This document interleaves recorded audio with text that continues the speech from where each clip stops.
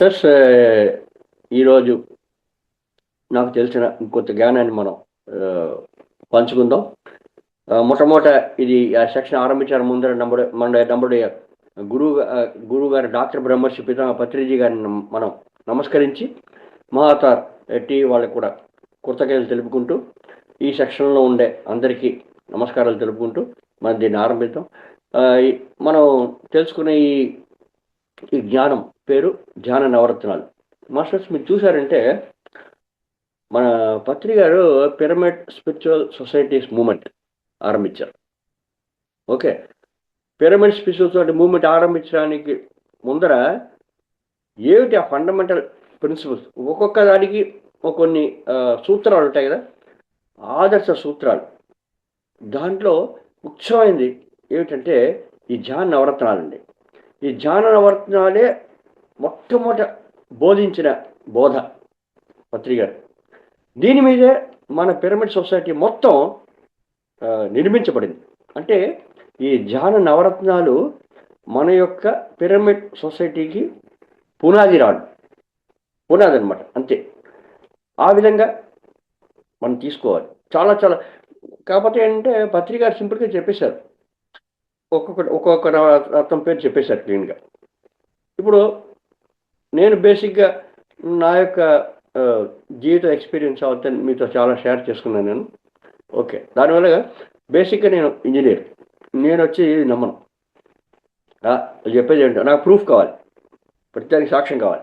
సాక్ష్యం లేకపోతే నాకు నమ్మకం ఉండదు. అందులో ఆయన చెప్పుకుంటూ పోయారు, ఏమిటి మొట్టమొదటి రత్నం శ్వాసే గురువు అని చెప్పారు.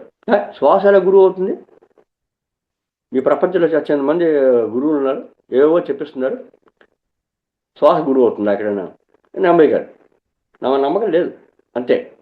కానీ ఎప్పుడైతే ప్రాక్టికల్గా నేను నా కళ్ళతో చూశాను, మా మిసెస్కి అనారోగ్యం వల్ల ఆవిడ ధ్యానం చేసుకుని తన అనారోగ్యం పోగొట్టుకోవడం, శ్వాస మీద హాస్పిటల్ పోగొట్టుకుంది. బోల్డ్ హాస్పిటల్ తిరిగేవాళ్ళం, 3 నెలలకు వస్తేనే ఐసీయూకి వెళ్ళిపోయామండి మా మిసెస్ని తీసుకుని. అంత వర్స్ట్ కండిషన్లో ఉండే నేను ఈ శ్వాస మీద జాస్తి పెట్టి ఆవిడ ఎప్పుడైతే 1 సంవత్సరం సాధన చేసి ఎప్పుడైతే ఆవిడ తన యొక్క ఆరోగ్యాన్ని పూర్తిగా పొందగలిగిందో అప్పుడు నేను నమ్మడం జరిగింది. ఓ రైట్, ఏదో కరెక్టే, ఈయన చెప్పేది కరెక్టే అని.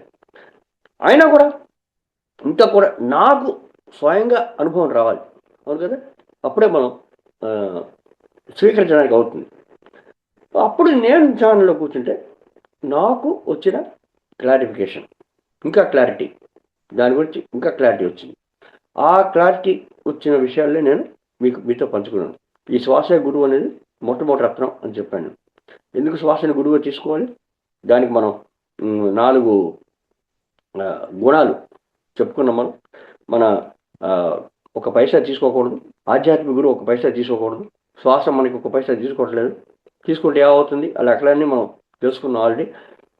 దాని తర్వాత రెండోది, నాకు ఎప్పుడు కావాలంటే అప్పుడు జ్ఞానం అందివ్వాలి. మూడోది, ఎప్పుడు కావాలంటే అప్పుడు జ్ఞానం అంది వస్తుంది. శ్వాసం అంతటా ఉంది కదా, పుట్టినప్పటి నుంచి వచ్చేంత వరకు మనం కూర్చోవాలి, అంతే. మూడోది, ఆ శ్వాస గురువుకి విశ్వం యొక్క జ్ఞానం ఉండాలి, అప్పుడే కదా మనకు చెప్పడానికి అవుతుంది. అది ఎలా ఉంది మనం చాలా బాగా తెలుసుకున్నాం దాని గురించి. దాని తర్వాత నాలుగోది, మన యొక్క మాతృభాషలో మనకి ఆత్మబోధ జరగాలి, ఆత్మజ్ఞానం అందివ్వబడాలి. ఓకే, అది ఎలాగైనా మనం దీని గురించి మనం క్లియర్గా తెలుసుకున్నాం. ఈ 4 గుణాలు శ్వాసకు ఉన్నాయి కాబట్టి శ్వాస గురువు అని మనం అంగీకరించాం. ఈ క్లారిటీ నాకు నేను ధ్యానం చేస్తుంటే వచ్చిందండి. అది దానివల్ల నేను రైట్, ఇది కరెక్టేనా అని నమ్మడం జరిగింది. సో అది మొట్టమొదటి రత్నం. మొట్టమొదటి రత్నం ఏమిటి? శ్వాసే గురువు.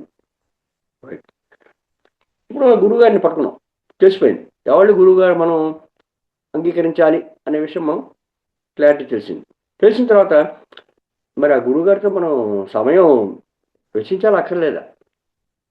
ఇప్పుడు మన భౌతికంగా చదువుతున్నాం అండి, ఒక్కో క్లాసుకి మనం సంవత్సరం వెచ్చిస్తాం, కరెక్టే.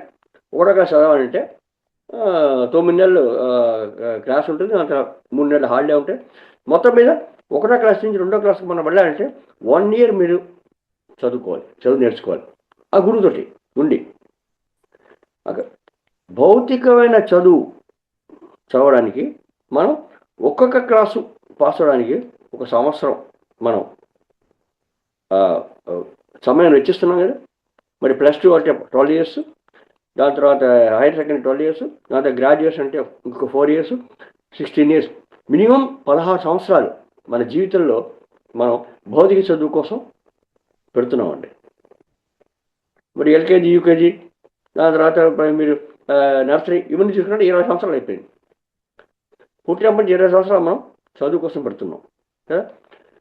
ఏమిటి ఇంత చదువు చదివిన తర్వాత అది దేనికి? ఆ చదువు అంతా పొట్టకుడి కోసమే. అంటే సంపాదించాలి, సంపాదించి మనం సంపాదించి ఏం చేస్తాం? మేడలు గట్టు, మిద్దులు గట్టు, తిండి, అంతే. దీనికోసం కదా రోటీ కపడ మకాన్, దీనికోసం కదా మనం భౌతిక సేవలు చదువుతుంది. మరి ఇంత చదువులు చదివేసి ఇంత సంపాదించాం అనుకోండి, అప్పుడు ఎలా ఉన్నాం మనం? హాయిగా ఆనందంగా ఉన్నామా? లేదా? కారణం ఏంటంటే మనకి ఆధ్యాత్మిక జ్ఞానం లేదు. భౌతిక జ్ఞానం ఉంది, ఆధ్యాత్మిక జ్ఞానం లేదు. ఆధ్యాత్మిక జ్ఞానం ఉంటేనే మనం ఆనందంగా జీవించగలం. అలా అని చెప్పేసి ఇప్పుడు 20 సంవత్సరాలు చదువుకున్నాం కదా, 20 సంవత్సరాలు మనం సాధన చేయాలా అనుకుంటే అది అక్కర్లేదు మాస్టర్. అది చూసుకోవచ్చు, మనం మళ్ళీ తెలుసుకుంటాం మనం ఏం సమాచారం ఎంతసేపు అవుతుంది. కానీ భౌతికమైన గురువుని మనం పట్టుకున్న తర్వాత మనం ఆ గురువుతోటి కొంచెం సమయమైనా వెచ్చించాలి, కొంచెమైనా సరే వెచ్చించాలి. ఎంత అంటే మన పిరమిడ్ సొసైటీలో చెప్పారు, మనకు వయసు ఎంత ఉందో అన్ని నిమిషాలు మీరు శ్వాస గురువుతో మీరు ఉండండి. అది ఎలా వచ్చిందని మనం తెలుసుకున్నప్పుడు ఎలా మన వయసు ఎంత ఉందో అన్ని నిమిషాలు ఎలా వచ్చాయి, ఏ పద్ధతి మీద వచ్చింది అది రైట్. సో శ్వాసని గురువుగా మనం తీసుకున్నాం. సో శ్వాసని తీసుకున్న గురువుతోటి మనం సమయాన్ని వెచ్చించాలి. ఇప్పుడు ఏమవుతుంది? ఎప్పుడైతే మనం శ్వాసని గురువుగా తీసుకుని శ్వాస మీద ధ్యాస పెట్టామో, గురువు మీద ధ్యాస పెడితేనే కదా 1వ క్లాసులో చదివే పాఠాలు చదువుకోవచ్చు. గురువు చెప్పేది వినకుండా ఎక్కడ దిక్కులు చూస్తున్నాం అనుకోండి, ఏం పాస్ అవుతాం? మనం పాస్ అవ్వం. అదేవిధంగా శ్వాస మీద మనం శ్వాస గురువుని మనం పట్టుకుని శ్వాస మీద ధ్యాస పెట్టి కూర్చోవాలి. ఎందుకు శ్వాస మీద ధ్యాస పెట్టాలి? దేని మీద ధ్యాస పెట్టచ్చు కదా. అంటే మాస్టర్స్ శ్వాస మీద ధ్యాస పెడితేనే మన మనసులో ఉండే ఆలోచనలు తగ్గుతాయి. వేరే విధంగా వేరే మార్గం లేదండి తగ్గడానికి. ఎందుకు తగ్గాలి? మనసులో ఉండే ఆలోచనలు మనసు పాటు ఆలోచించండి. అసలు మనసు అంటే ఏమిటి? మనసు అంటే ఏమిటంటే మనసు అంటే ఆలోచనల సముద్రం. ఇంకా చెప్పాలంటే ఆలోచన సముద్రం. సముద్రంలో ఎన్ని నీటి బొట్లు ఉన్నాయి? సముద్రం మొత్తం నీరే కదా. దానిలో ఆ నీటిలో ఎన్ని నీటి బొట్లు ఉన్నాయి? లెక్క పెట్టగలమా? పెట్టలేం. కానీ ఆ కోటాన కోట నీటి బొట్లు అన్నీ కలిపి మనం చెప్తున్నాం సముద్రం. అవునా? అదేవిధంగా కోటాన కోట్ల ఆలోచనలు అన్నీ చేర్చి మనం ఒకే పేరు చెప్తున్నాం మనస్సు. అంతే అండి. మనసు అంటే ఆలోచనల సముదాయం, ఆలోచనల సముద్రమే, దాని తప్ప ఇంకేం లేదు. మరి అన్ని ఆలోచనలు ఉన్నాయి కదా, ఆలోచనలు తగ్గాలి కదా. తగ్గకపోతే ఎలాగ? మనం ఏమనుకున్నాం? విశ్వశక్తి రావడానికి 3 కండిషన్స్. ఒకటి, శరీరం శాంతంగా ఉండాలి. శరీరం పనిచేస్తుంటే శక్తి ఖర్చు అయిపోతుంది. ఆ తర్వాత మనస్సు శాంతంగా ఉండాలి, అంటే ఆలోచన లేకుండా ఉండాలి. ఆ తర్వాత బుద్ధి శాంతంగా ఉండాలి. ఈ 3 శాంతం అయిపోవాలి. ఓం శాంతి శాంతి శాంతి. ఈ 3 శాంతం అయిపోయింటే ఓం అనే శక్తి వస్తుంది. అదే బేసిక్ ప్రిన్సిపల్ ఆఫ్ మెడిటేషన్. విశక్తిని మనం పొందాలిగా మనం అనుకుంటున్నాం. సో ఈ 3 శాంతపడాలి. శరీరాన్ని కూర్చోబెట్టేస్తాం హాయిగా, కానీ మనసు ఎలా కూర్చోబెట్టగలం? దానికి మార్గం ఏంటంటే ఈ శ్వాస మీద ధ్యాస ఒక్కటే. దానికి మించిన మార్గం వేరే లేదు. నేను ఇందాక తెలుసుకున్నాం మనం మనసు అంటే ఏమిటి? ఆలోచనల సముద్రం. ఆలోచన సముద్రం. మరి అన్ని ఆలోచనల సముద్రాన్ని మనం ఎలాగ ఇంకించగలం,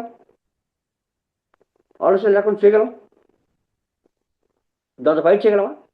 మనసుతోటి చాలా శక్తివంతమైంది మనస్సు. ఎంత శక్తివంతమైంది మనసు? ఎంత శక్తివంతమైంది? శక్తివంతమైన మనసుతో మనం ఫైట్ చేయలేమండి. ఎంత శక్తివంతమైందంటే, ఇప్పుడు కూర్చుని కళ్ళు మూసుకుని నేను చంద్రుడి మీదకి వెళ్ళాలి అనుకున్నాను అనుకోండి, ఎలా వెళ్తాను నేను చంద్రుడికి? అనుకున్నానంటే ఆ క్షణంలోనే నేను చంద్రుడికి వెళ్ళిపోయానండి. ఎంత సమయంలో వెళ్ళాం? ఒక సెకండ్లో 10వ వంతు కూడా ఉండదు. అంటే ఒక సెకండ్లో మనం 10 సార్లు వెళ్ళి రావచ్చు చంద్రుడికి. కానీ చంద్రుడికి భౌతికంగా వెళ్ళాలంటే ఎంత సమయం పడుతుంది? 3,50,000 కిలోమీటర్లు భూమి నుంచి చంద్రుడికి దూరం. మరి చంద్రుడి మీదకి వెళ్ళాలంటే మొట్టమొదటి వెళ్ళి మనం ఆస్ట్రోనాట్గా ట్రైనింగ్ తీసుకోవాలి, కోట్ల రూపాయలు, లక్షల రూపాయలు ఖర్చు పెట్టాలి భౌతికంగా. అన్నీ ఓకే, అన్నీ చేసుకున్నాం అంటే ఇప్పుడు ర్యాకెట్లో కూర్చోవాలి. ర్యాకెట్లో కూర్చున్న తర్వాత ర్యాకెట్ లాంచ్ అయిన తర్వాత మినిమం 1.5 డే, అంటే 36 నుంచి 40 గంటలు ప్రయాణం చేస్తే అప్పుడు చంద్రుడి మీదకి వెళ్తామండి. చూసారా ఎంత డబ్బు ఖర్చు పెట్టుకుని చేస్తాం భౌతికంగా. కానీ ఇప్పుడు ఏమన్నా కళ్ళు మూసుకొని చంద్రుడి మీదకి వెళ్ళాలి అని అనుకున్న వెంటనే టగాని వెళ్ళిపోయానండి. ఒక సెకండ్ కూడా పట్టలేదు. అంటే ఎలా వెళ్ళాను నేను? మనసుతో వెళ్ళాను కదా. అందువల్ల అప్పుడు మనసు ఎంత శక్తివంతమైంది చూసారా. మరి అంత శక్తివంతమైన మనసుతోటి మీరు ఏం మనసా ఆలోచన లేకుండా కూర్చో అని చెప్పామనుకోండి, అది వింటుందా? అది వింటుందా అసలు? ఇంకా ఏమంటే మనసుకి ఇంత మన పుట్టినప్పటి నుంచి మనం మనసు చెప్పే విధంగా మనం నడుస్తున్నాం. ఇప్పుడు ధ్యానంలోకి వచ్చిన తర్వాత మనం మనసుకి చెప్తాం కాముగా ఉండేది. అది ఎలా ఉంటుంది? అది వెళ్ళే ఉంది కదా. ఇప్పుడు చిన్న ఎగ్జాంపుల్ చెప్పుకుందాం. ఓ గురువు గారు ఉన్నాడు, ఓ శిష్యుడు వచ్చాడు. అందరికి శిష్యుడు చెప్తున్నాడు, గురువుగారు మీరు చెప్పారు బాగానే ఉంది, ఆలోచన లేకుండా కూర్చోమని చెప్తున్నారు, అంటే బాగానే ఉంది, నా వల్ల కుదరట్లేదండి, నా వల్ల ఏం కుదరట్లేదు. ఎలాగా అంటే గురువుగారు చెప్పారు, ఓకే నాన్న నువ్వు కూర్చో, నేను చెప్తాను నీకు ఒక టెక్నిక్ చెప్తాను, కూర్చో,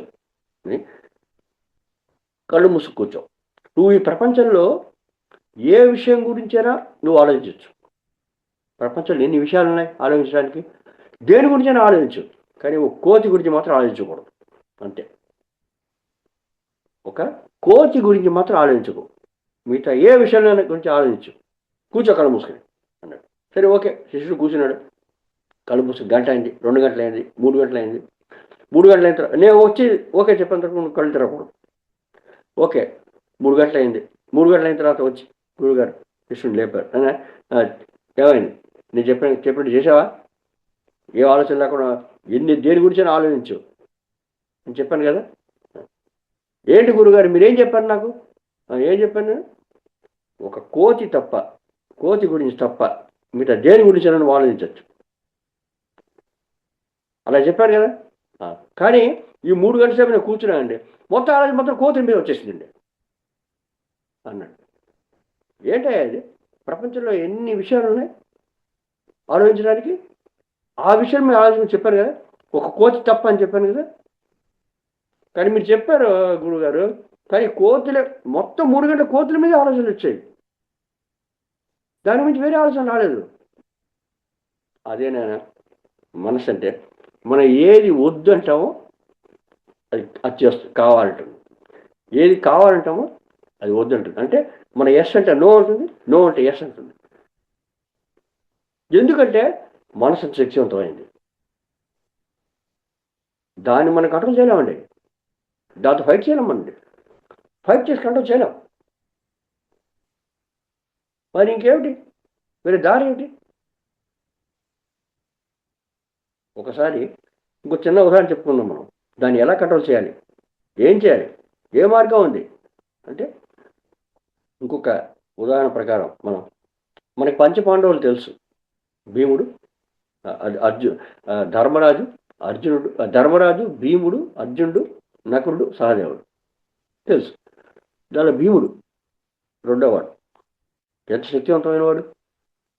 ఎంత శక్తి ఉంది భీముకి అంటే, భీముడి శక్తి ఎంతంటే, ఒక పిడికిని బిగించి ఒక పిడికిలతో ఒక గుద్దు గుద్ది అనుకోండి, భీముడు 100 ఏనుగుల బలం ఉంది ఆ గుడ్డికి.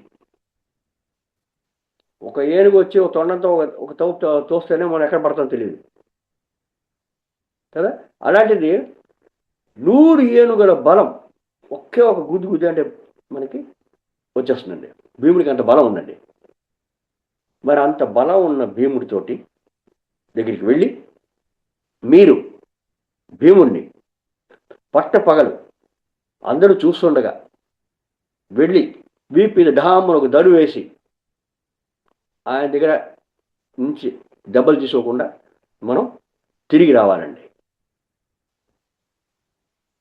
ఇది అవుతుందా? కొంచెం ఆలోచించండి. పట్టపగలు నేను నిద్రలో కొడతాను, అలా కుదరదు. పట్టపగలు అందరూ చూస్తుండగా, భీముడు నిద్రపోతుంటే కొడతాను, నథింగ్ డూయింగ్. ఆ కండిషన్స్ ఏం పరికరం. అందరూ చూస్తుండగా పట్టపగలు భీముడిని వెళ్ళి ఆయన వీపు మీద ఒక దెబ్బ కొట్టి మనం తిరిగి దెబ్బలు చేసి తిరగకుండా రావాలి. మామూలుగా వెళ్ళి కొట్టామంటే ఏమవుతుంది? భీముడిని 100 ఏనుగుల బలం ఉంది, మనం పచ్చడైపోతాం. ఎముకలు కూడా ఉండవు, ఎముకలు కూడా పచ్చడైపోతాయి. అంత బలం ఉన్న భీముడిని మీరు వెళ్ళి కొట్టేసి రావాలి. అవుతుందా మన వల్ల? ప్రాక్టికల్గా కొంచెం ఆలోచించండి. కానీ ఒక విషయం మీరు గుర్తుపెట్టుకోవాలి, మనిషికి వీలు కానిది, కుదరనిది అంటూ ఏది లేదండి. ఇంపాసిబుల్ అనేది ఏది లేదు, అన్నీ పాసిబులే. కొంచెం ఆలోచించి చెప్పండి చూద్దాం. ఎలా మరి భీముని మనం కొట్టి తిరిగి రాగలం? కళలో కొడతాను, నా కళ్ళలో కొడతాను, ఆయన కళ్ళలో కొడతాను, ఎవరు చూడకుండా గబుకు వెళ్ళి కొట్టేసి పరిగెత్తుకు వచ్చేస్తాను. ఇవన్నీ ఏమి కుదరవు. ఇలాంటివన్నీ పట్టపగలు అందరూ చూస్తుండగా భీముని కొట్టి రావాలి. ఏమిటి జాడి మనకి? మనందరూ చెప్తాం అది ఎలాగా సార్, అది కుదరదు, అది కుదరదు, అది లాభం లేదు. మనిషికి వీలు కానంటూ ఏమీ లేదు. రైట్. చిన్న మార్గం చెప్తాను నేను, చాలా చిన్న మార్గం. ఏమిటంటే, భీముడితో మీరు స్నేహం చేయండి. భీముడితో మీరు స్నేహం చేయాలి. ఆ భీముడితో స్నేహం చేయడం అంటే అంత ఈజీగా చేయగలమా? భీముడు ఎవరు పడితే వాళ్ళతో ఫ్రెండ్షిప్ అయిపోతాడా? మరి భీముడితో స్నేహం చేయాలంటే ఏమిటి? ధర్మరాజు దగ్గర నుంచి రికమెండేషన్ తీసుకురావాలి.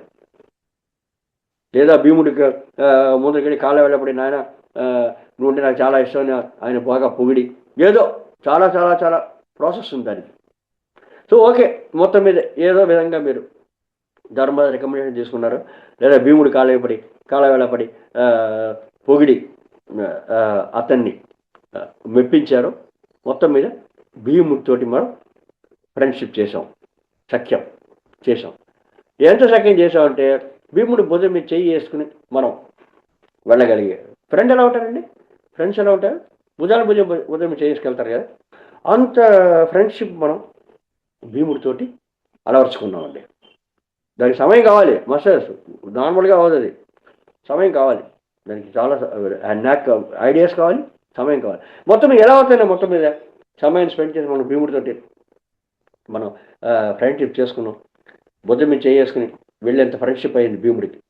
ఇప్పుడు ఇంత ఫ్రెండ్షిప్ అయిన తర్వాత మీరు భీముడి వీపు దెబ్బ కొట్టండి. భీముడు ఏం చేస్తాడు? తిరిగి కొడతాడా మనల్ని? ఏం చేస్తాడు భీముడు?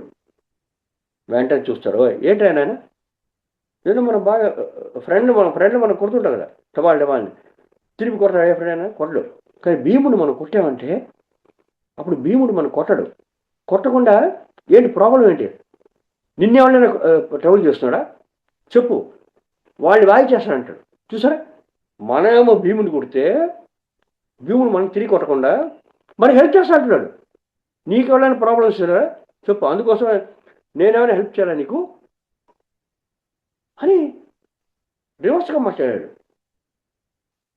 ఏం జరిగింది ఇక్కడ? ఎంత శక్తి, 100 ఏనుగుల బలం ఉన్న భీముడు. ఫ్రెండ్షిప్, మిత్రత, మైత్రి, మైత్రి తత్వం వల్ల మనం అంత శక్తివంతమైన భీముడిని కూడా మనం వశపరుచుకున్నామండి. చూసారా? సో మీరు ఫైట్ చేసి భీముడితో నెగ్గలేరు, యుద్ధం చేసి నెగ్గలేరు. 100 మంది కౌరవులను చంపేశాడు భీముడు. చూసారా? కౌరవులు 100 మంది చంపిన భీముడే మహాభారతంలో. అర్జునుడు ఒక సైన్యానికి వాళ్ళని ఎక్స్ట్రా వాళ్ళని చంపాడు, కానీ ఎక్కువ 100 మంది కౌరవులను చంపింది భీముడు ఒకడే. శపథం చేశాడు కదా, అయిపోయింది. Right, okay. సో మొత్తం మీద అంత శక్తివంతమైన భీముడిని మనం మైత్రితోటి మనం వశపరుచుకున్నామండి. మరి భీముడికి 100 ఏనుగుల బలం ఉంది, మరి మనసుకి ఎంత బలం ఉంది అనుకున్నాం ఇందాక? 3,50,000 కిలోమీటర్ల దూరం ఉన్న చంద్రుడి మీదకి టగాని వెళ్ళిపోయింది, 1 సెకండ్ వెళ్ళిపోయింది, 1 సెకండ్ తక్కువ సమయం వెళ్ళిపోయింది. అప్పుడు భీముడి కంటే ఎక్కువ శక్తివంతమైన మనసు కదా. మరి మనసుతోటి మీరు మనసా కొంతసేపు ఆలోచన లేకుండా నోరు మూసి కూర్చో అంటే మనసు వింటుందా? నోరు మూసి కూర్చో. ఇంతవరకు మనం మనసు చెప్పింది విన్నాం, ఇప్పుడు మనం మనసు చెప్తున్నాం, అదేలా ఉంటుంది. వద్దంటే కావాలంటుంది, కావాలంటే వద్దంటుంది. ఎస్ అంటే నువ్వు కోచ్ ఎగ్జాంపుల్ చూసాం మనం. ఏది మనం కామ్గా ఉండంటే అప్పుడే ఎక్కువ ఆలోచన వస్తాయి. ఇంకా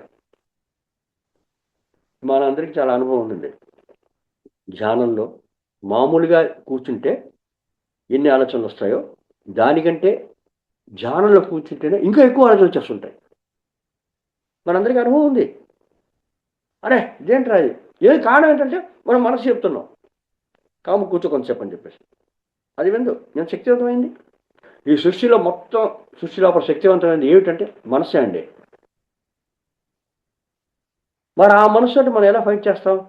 ఫైట్ చేయడం. నేను చెప్పాను కదా, భీముడు టికెట్కి ఏం చెప్పాను నేను? భీముడు అంత శక్తివంతమైన మనం లోపరుచుకున్నాం. ఎలాగా? మిత్రత్వంతో, ఫ్రెండ్షిప్ తోటి. అప్పుడు మనం ఇంకా గతి ఏమిటి? మనసు దాని శక్తివంతమైంది. అందుకోసం మనం మనసుతోటి మిత్రత్వం, మిత్రుడిగా తయారవుతే తప్ప వేరే దారి లేదండి. మీరు దెబ్బలాడి దాంతో జయించలేరు. కాబట్టి ఇంకా మిగిలిపోయిన దారి ఒకటే దారి, మైత్రి.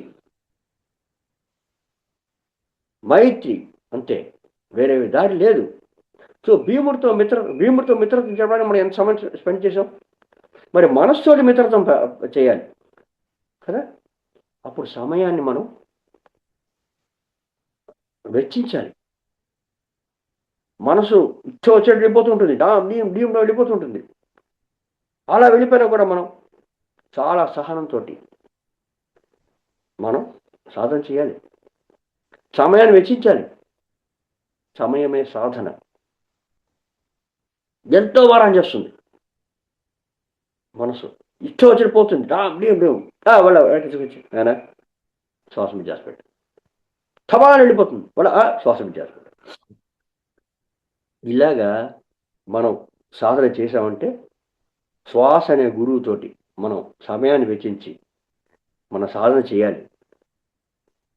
అలా చేసామంటే నిదానంగా మన మనసులో ఉండే ఆలోచనలు మెల్లగా తగ్గడానికి ఛాన్స్ ఉంది. ఎందుకు వస్తున్నాయండి ఈ ఆలోచనలు ఎక్కువ? అంటే ఈ ఆలోచనలు మొత్తం చేసింది మనమేనండి, వేరే ఎవరు లేరు కదా. మనం చేసిన ఆలోచనల్ని మనమే తగ్గించుకోవాలి. మన యొక్క ఒక లెక్క ప్రకారం మనం చూసామంటే సరాసరి మనిషి ఒక రోజుకి 60,000 పైన ఆలోచన చేస్తాడండి. 60,000 పైన ఆలోచన చేస్తాడు. ఎందుకు ఆలోచన వస్తుంది?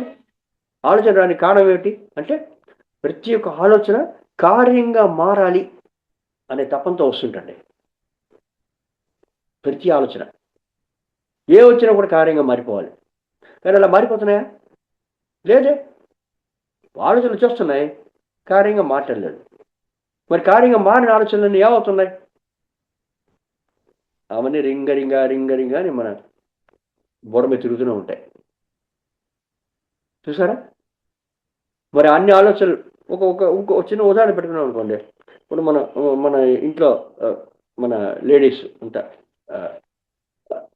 పొద్దున్న లేచి వంట చేయాలి కదా. మరి మార్నింగ్ లేస్తారు, లేచిన తర్వాత పళ్ళు తోకడం, కాఫీ తాగడం చేసిన తర్వాత ఈరోజు ఏం వంట చేయాలి, ఎలా చేయాలి, ఏ కూర ఉండాలి, అన్నీ ఆలోచించి దానికి తగ్గట్టు కుక్కర్లో పడేస్తామండి. ఓకే, పొద్దున్న లేచినప్పటి నుంచి ఆలోచనలు చేస్తామని పడే కుక్కర్లో పడేసిన తర్వాత ఇంకా ఆగిపోవచ్చు కదా, కాదు. దాని తర్వాత బోర్డు ఆలోచనలు వస్తూనే ఉంటాయి. ఆ కుక్కర్లో ఉడుకుతూనే ఉంటుంది, కానీ మనకి ఆలోచన ఆగవు, అలా వస్తూనే ఉంటాయి. వంట ఎంత చేయాలి, ఏం చేయాలి, ఎలా చేయాలి అన్న ఆలోచన అవసరం. కానీ కుక్కర్ పెట్టేసిన తర్వాత కూడా ఆలోచనలు వచ్చేస్తూనే ఉంటాయి. ఇలాగా కుక్కర్ రుచి ఉంటుంది, మన ఆలోచనలు రుచి ఉంటాయి మన మెదడులో. కానీ అవేం కార్యంగా మాట్లాడలేదే. ఇలాగ మనం ఒక రోజుకి 60,000 పైన ఆలోచనలు మనం చేస్తామంటండి. 60,000 ఆలోచనల లోపల మన ఎన్ని ఆలోచనలు మన కార్యంగా మారుతాయి. ఎందుకంటే ఆలోచన వచ్చేది కార్యంగా మారడానికే. ఫర్ ఎగ్జాంపుల్ 60,100 ఆలోచనలు చేసాం అనుకుందాం. 60,100 ఆలోచనలు చేసామంటే 100 ఆలోచనల్ని మనం కార్యంగా మారుస్తున్నాం. ఉదాహరణకి మిగతా 60,000 ఆలోచనలు ఏమయ్యాయి? ఒకసారి ఆలోచన బయటకు వచ్చిందంటే అది తిరుగుతూనే ఉంటుంది బయటికి విశ్వంలోపల. ఎప్పుడైనా అది కార్యంగా మారదామా తిరుగుతూ ఉంటుంది. మనమేమో ఆలోచన చేస్తూ ఉంటాం. 60,000 నువ్వు చేసిన 100 ఆలోచనలు మాత్రం కార్యంగా మార్చాం. మిగతా 60,000 ఆలోచనలు ఎప్పుడు మన కార్యంగా మారడానికి ఛాన్స్ ఇస్తాడా అని. కార్యంగా మారాలంటే ఏమవ్వాలి? ఆలోచన మన యొక్క మనస్సు స్వీకరించి, బుద్ధి నిర్ణయించి, దాని తర్వాత మన శరీరానికి అది కమాండ్ ఇవ్వాలి కర్మ చేయడానికి. అప్పుడే కార్యంగా మారుతుంది. అప్పుడు ఆలోచన యొక్క వచ్చినందుకు దానికి ఫలితం ఉంది, లేకపోతే లేదు. అప్పుడు ఏమవుతుంది? ఆలోచనలు నేను అన్ని ఆలోచనలు చేస్తూ ఉంటాం కదా. 60,000 ఆలోచనలు లోపలికి దూరడానికి ట్రై చేస్తూ ఉంటాయి. ఎప్పుడు దూరుతాయి? మనం ధ్యానం చేసినప్పుడు దూరుతాయండి. అది సంగతి. ఎప్పుడు మనం అంటే మిగతా సమయంలో మనం ఫుల్గా ఎంగేజ్ అయిపోయి ఉన్నాం. అనవసరమైన ఆలోచనలు దూరడానికి ఛాన్స్ లేదు. దూరడానికి ఎప్పుడు సంధిస్తున్నాం మనం? సంధి ఎప్పుడు ఇస్తున్నాం అంటే మనం ధ్యానం చేస్తున్నప్పుడు మనసుని శాంతపరచాలని ట్రై చేస్తున్నాం, అంతే కదా. అదే కదా ఆలోచన లేని స్థితికి వెళ్ళడానికి ట్రై చేస్తున్నాం. ఎప్పుడైతే మనం ఆలోచన లేకుండా స్థితికి ట్రై చేస్తున్నామో, మనసుని విరామం ఇవ్వడానికి ట్రై చేస్తున్నాం, ఆ మనసు మేలుకు నుండి చేస్తున్నాం ధ్యానాన్ని. మేలుకు నుండి మనం ఈ శ్వాస విద్య సాధన చేస్తున్నప్పుడు ఆలోచనకి మధ్యలో ఉంటే ఎప్పుడైతే ఆలోచనలు మనం కట్ చేసామో ఆటోమేటిక్గా గ్యాప్ వస్తుంది. ఆ గ్యాప్ వచ్చినప్పుడు మనసు విరామం తీసుకుంటుంది. విరామం తీసుకున్న వెంటనే ఈ 60,000 ఆలోచనలు ఉన్నాయి కదా, ఒక రోజు చేసినవి అవి లోపల దూరుతాయండి కార్యంగా మారడానికి. అందుకోసమే మనము మామూలుగా ధ్యానం చేయకుండా ఉండే సమయంలో కంటే ధ్యానం చేస్తూ కూర్చున్నప్పుడు ఎక్కువ ఆలోచనలు వస్తాయి. ఒక రోజుకి 60,000 ఆలోచనలు అనవసరంగా చేసాం. అవును, అనవసరమే కదా. కార్యంగా మారిన ఆలోచనలు మొత్తం అనవసరమే. ఒక రోజుకి 60,000 ఆలోచనలు మనం చేసామంటే నెలకి ఎన్ని నెలలు? 60,000 ఇంటూ 30, 18 లక్షలు ఒక నెలకి. ఓకే, 18 లక్షలు అనవసర ఆలోచన చేసాం. ఓ సంవత్సరానికి ఎంత అయిందండి? 18 లక్షలు ఇంటూ 12 నెలలు. మీరు క్యాలిక్యులేట్ చేశారంటే 2 కోట్ల పైన అయిపోయాయండి. 2,12,00,000, 20 లక్షలు అవుతాయి కడతారు. ఓకే, పర్వాలేదు. మన లెక్క కోసం చెప్పి 2 కోట్లు అనుకుందాం. 2 కోట్ల అనవసరమైన ఆలోచనలు ఒక సంవత్సరానికి మనం చేసాం. మనం ఇప్పుడు 30 ఏళ్ళకి లేదా 40 ఏళ్ళకి మనం ధ్యానానికి వచ్చాం అనుకున్నాం అండి. ఎన్ని ఆలోచనలు ఉన్నాయి మనకి? అనవసర ఆలోచనలు 40 సంవత్సరాలు ఇంటూ 2 కోట్లు ఒక సంవత్సరంలో అనవసర ఆలోచనలు అంటే 80 కోట్ల అనవసర ఆలోచనతో మనం ధ్యానంలో కూర్చున్నామండి. మాస్టర్స్ ఇది కొంచెం జాగ్రత్తగా మనం వినాలి. 80 కోట్ల అనవసర ఆలోచన మనం 40 ఏళ్ళ వయసులో నేను ధ్యానానికి వచ్చామండి. 80 కోట్లు 40 ఏళ్ళకి ఆలోచన, అనవసరం ఆలోచన. ఆ 80 కోట్ల ఆలోచన వచ్చి కూర్చున్నవాడు కూర్చుని అంటే మన ఆలోచన అక్కడ స్థితి వచ్చేస్తుందా? ఎంత కష్టం. ఆ 80 కోట్ల ఆలోచనలు వచ్చి అవన్నీ భస్మం అయిపోవాలి. మరి దానికి సమయం కావాలక్కర్లేదా కదా? అందుకోసమే ఆ సమయమే సాధన. శ్వాస గురువుతోటి మనం కూర్చుని మనం సమయాన్ని వెచ్చించి మనం సాధన చేస్తేనే మనం మన యొక్క ఆలోచన మొత్తం జీరో అవడానికి ఛాన్స్ ఉంది. అందుకోసం చాలా చాలా చాలా చాలా సహనం కావాలి. సో రెండవ రత్నం సమయమే సాధన, మొదటి రత్నం శ్వాస గురువు, రెండవ రత్నం సమయమే సాధన. ఆ గురువు గారిని తీసుకున్న తర్వాత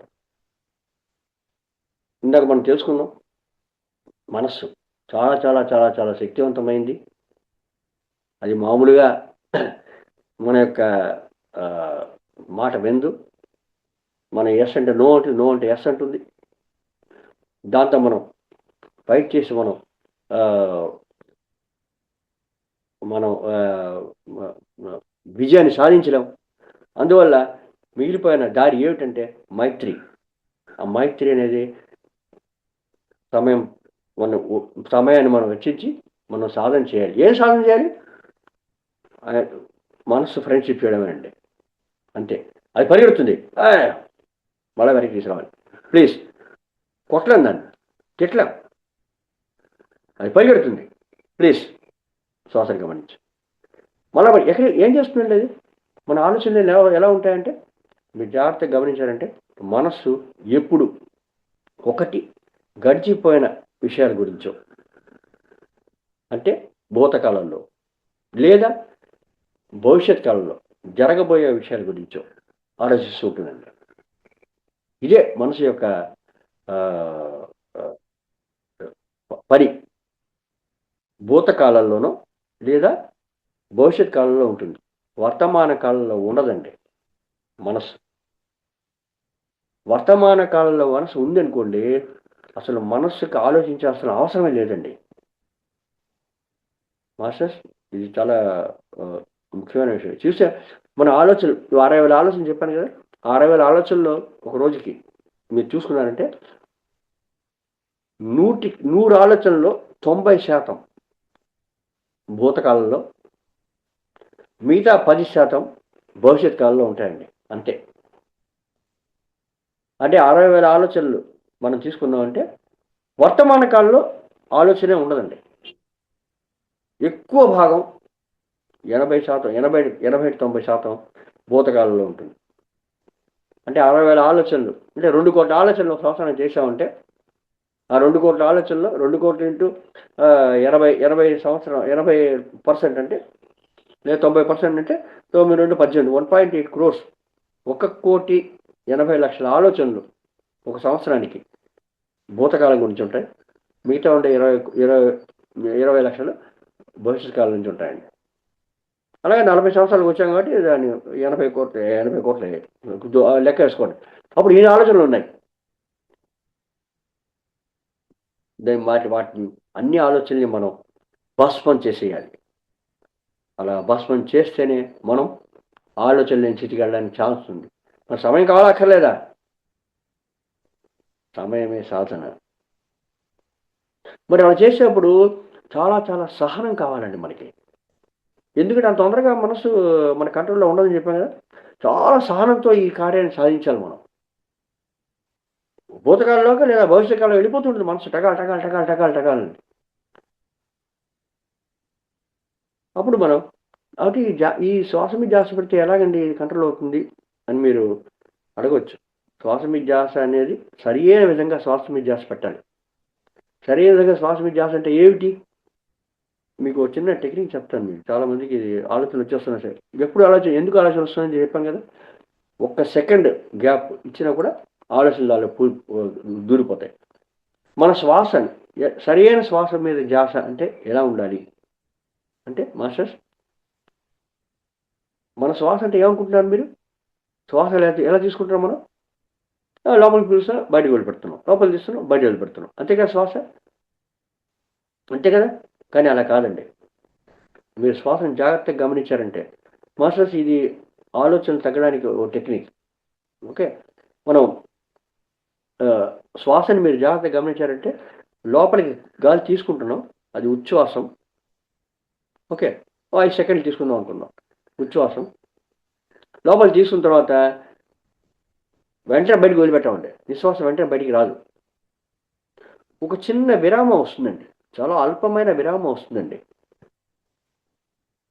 సరే 1 సెకండ్ అనుకుందాం, 1 సెకండ్ లేదా 2 సెకండ్ విరామం. దాని తర్వాత నిశ్వాసం. నిశ్వాసం అంటే బయటికి వదిలిపెట్టాం. ఓకే, 5 సెకండ్లు బయటికి వదిలిపెట్టాం. బయటికి వదిలిపెట్టిన తర్వాత నిశ్వాసం అయిన తర్వాత మళ్ళీ వెంటనే లోపల పీల్చేయడం, ఉచ్ఛ్వాసం అవ్వదు. మళ్ళా బయటికి వదిలిపెట్టిన తర్వాత మళ్ళీ చిన్న గ్యాప్ ఉంటుంది, అది 1 సెకండ్ 2 సెకండ్లో అనుకుందాం. దాని తర్వాత మళ్ళీ ఉచ్ఛ్వాసం. సో శ్వాసక్రియ అంటే ఏమిటంటే, మనం అనుకున్నట్టు ఉచ్ఛ్వాసం నిశ్వాసం మాత్రం కాదండి. లోపలికి పీల్చడం, బయటకు వదిలిపెట్టడం మాత్రం కాదు. లోపలికి పీలుస్తాం 5 సెకండ్లు, దాని తర్వాత మధ్యలో ఒక 1 సెకండ్ 2 సెకండ్ గ్యాప్ ఉంటుంది. అంటే లోపల కుంభించి వదిలిపెడతాం, కుంభకం జరుగుతుంది. దాని తర్వాత మళ్ళీ 5 సెకండ్లు బయటకు వదిలిపెడతాం నిశ్వాసం. బయటకు వదిలిపెట్టిన తర్వాత మళ్ళీ 1 సెకండ్ 2 సెకండ్లు శ్వాసని లోపలికి పీల్చకుండా, బయటికి వదిలిపెట్టకుండా శూన్యంగా ఊపిరితిత్తులు పెట్టేస్తాం.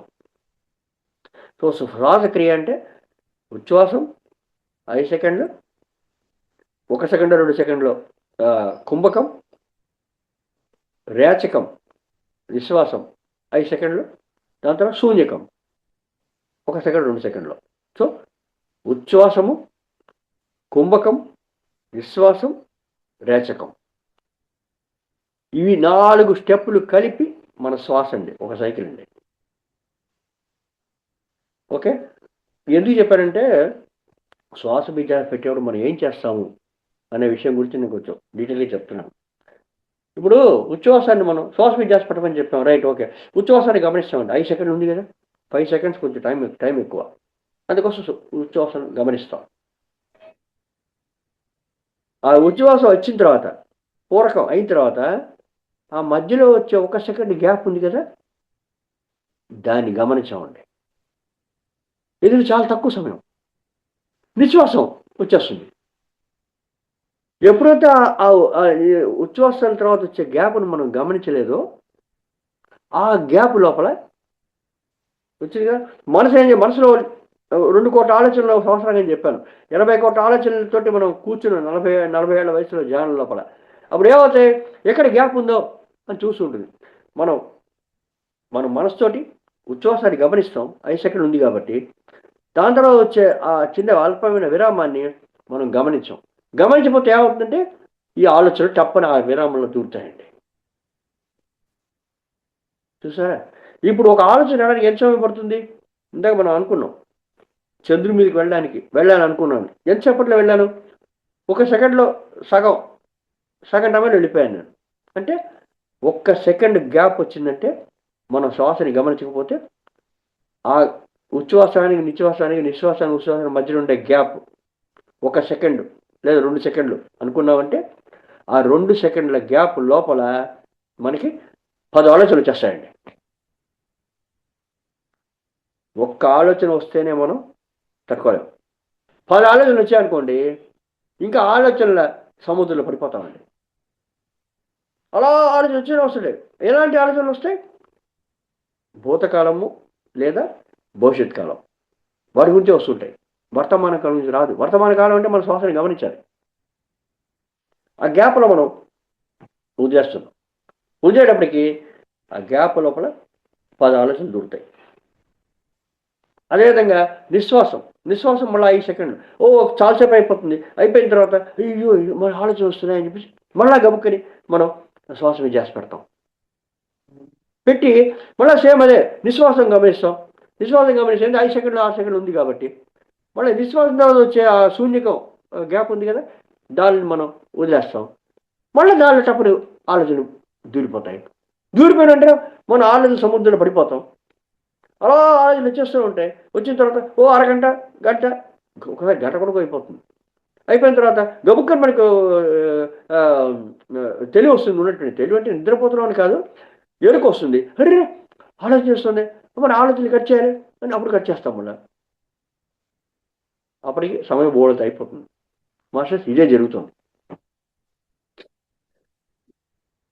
మనకి ఆలోచనలు ఎందుకు ఇలా వస్తున్నాయి అంటే, ఈ సమయం ఉచ్ఛ్వాస నిశ్వాసానికి మధ్యన, నిశ్వాస ఉచ్ఛ్వాసానికి మధ్యన ఉండే ఆ విల్పమైన విరామాన్ని మనం గమనించకపోతే దానిలో ఆలోచనలు దూరుతాయి.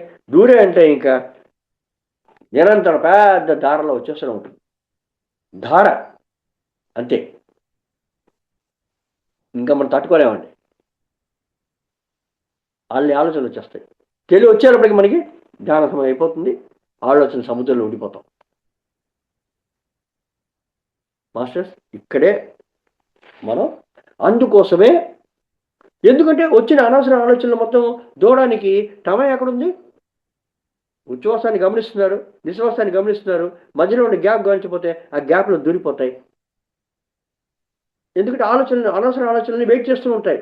ఎప్పుడు మనస్సు ఖాళీగా ఉంటుందా? ఎప్పుడు ఖాళీగా ఉంటుంది మనస్సు? గాఢ నిద్రలో ఖాళీగా ఉంటుంది.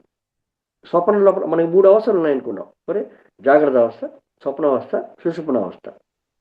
జాగ్రత్త అవస్థ ఏమిటి? జాగ్రత్త అవస్థ మనం మేలుకుని ఉంటాం కంప్లీట్గా. కర్మేంద్రియాలు, జ్ఞానేంద్రియాలు అన్ని పనిచేస్తూ ఉంటాయి. మనసు పనిచేస్తూ ఉంటుంది, బుద్ధి పనిచేస్తూ ఉంటుంది, మనం అన్ని పని చేస్తూ ఉంటాం జాగ్రత్త అవస్థ. దాని తర్వాత విశ్రాంతి తీసుకుంటాం. విశ్రాంతి అంటే నిద్రకి వెళ్తాం. నిద్ర లోపల జ్ఞానేంద్రియాలు, కర్మేంద్రియాలు రెస్ట్ తీసుకుంటాయి. అంటే పడుకున్నప్పుడు అంతే కదా, శరీరం విశ్రాంతి తీసుకుంటుంది. కానీ మనసు పనిచేస్తుంది, అదే స్వప్నాలు, కళలు కదా. మనసు పనిచేస్తుంది, అప్పుడు మనం ఫ్రీగా లేవు. కొంచెం అయిన తర్వాత కళలు కూడా రావండి. గాఢ నిద్ర అంటాం, దాన్ని సుషుప్న అవస్థ అంటాం. ఆ సమయంలోనే మనసు కూడా పనిచేయదు కదా. ఆ సమయంలోనే మనకి విశక్తి వస్తుంది. అదే విశక్తి రావడానికి ముఖ్యమైన కారణం, అది ముఖ్యమైన స్థితి. సారీ. ఎప్పుడైతే ఈ మనం కానీ ఆ స్థితిలో వచ్చే విశక్తి మూలనే మనకి కావాల్సిన శక్తిని మనం తెచ్చుకుంటున్నాం. కానీ ఆ స్థితిలో వచ్చే విశక్తి మనకి సరిపోవట్లేదు. కాబట్టి మనం మేలుకుని ధ్యానంలో సుషుప్న అవస్థను తెచ్చుకుంటున్నాం అండి. ధ్యానం అంటే ఏమిటి? మేలుకుని గాఢ నిద్రపోవడం. నిద్ర అంటే ఏమిటి?